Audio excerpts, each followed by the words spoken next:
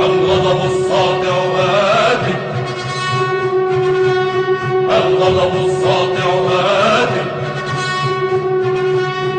الغضب الساطع آت وأنا كل إيمان. Je désapprouve,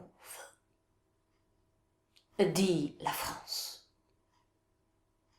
Je n'approuve pas, dit l'Allemagne.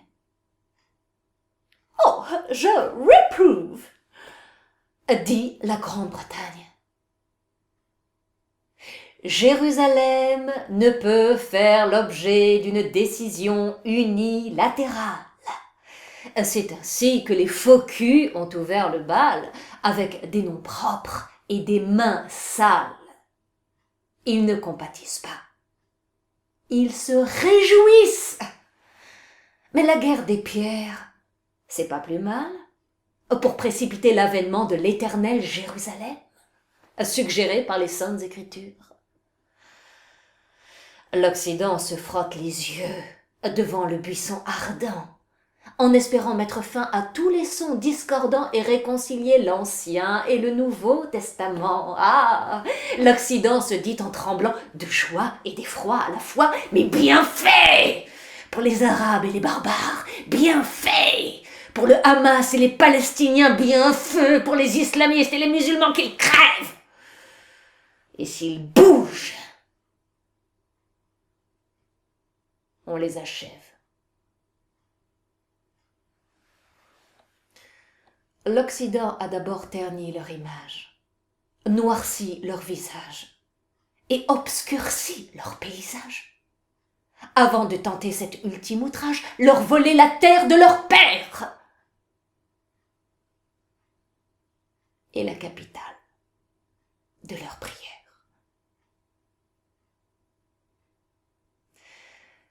Trump, c'est l'idiot utile. Une boîte d'allumettes sans tête qui se gratte sans savoir ce qui le gratte. C'est l'être le plus influençable des êtres qui fait ce qu'on lui a demandé de dire et dit ce qu'on lui a demandé de faire. C'est le monde à l'envers. Et la fine fleur des hypocrites arabes pleure alors que ça fait longtemps qu'elle a vendu son cœur. L'Europe fait celle qui n'est pas d'accord, alors que ça fait encore plus longtemps qu'elle rêve de jeter et juifs et arabes par-dessus bord. Mais qu'ils s'entretiennent et qu'on n'en parle plus, se disent les plus loquaces et les plus cocasses d'entre eux. Pour se débarrasser des musulmans, ils ont en fait des terroristes. Et pour se débarrasser des terroristes, ils les soumettent à plus terroristes qu'eux. Donc tout juste, si l'Occident ne prie pas les sionistes de les débarrasser de tous les arabo-musulmans, eh bien Israël va finir le travail, entamé en Irak, poursuivi en Libye et couronné de succès en Syrie. C'est le grand nettoyage. Il faut que ces gens-là diminuent pour que l'Occident reprenne son contrôle continu. C'est le terme du voyage. Alors qui va vraiment plaindre les Palestiniens? Qui va craindre leur Dieu? Ils sont fichés S. Ils sont blacklistés à cause de leur double filiation, de leur double prétention arabo-musulmane. Leurs frères arabes ne connaissent que la guerre des pierres précieuses. Et leurs frères musulmans sont trop divisés entre chiites et sunnites, entre pro-russes et pro-américains.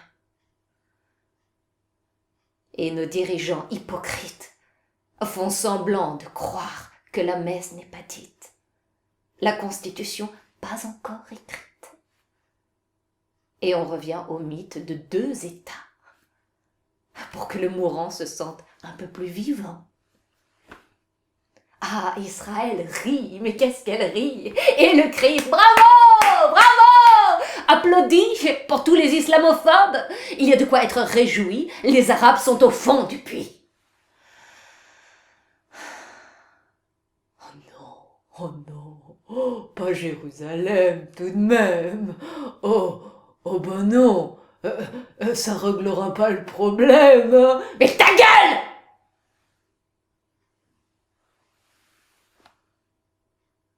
Mais là encore, ça pourrait se retourner contre tous les belliqueux.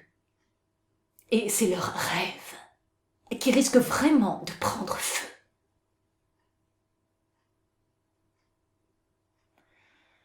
Il y a peut-être un destin ou un Dieu pour ceux qui n'ont que leurs yeux pour pleurer.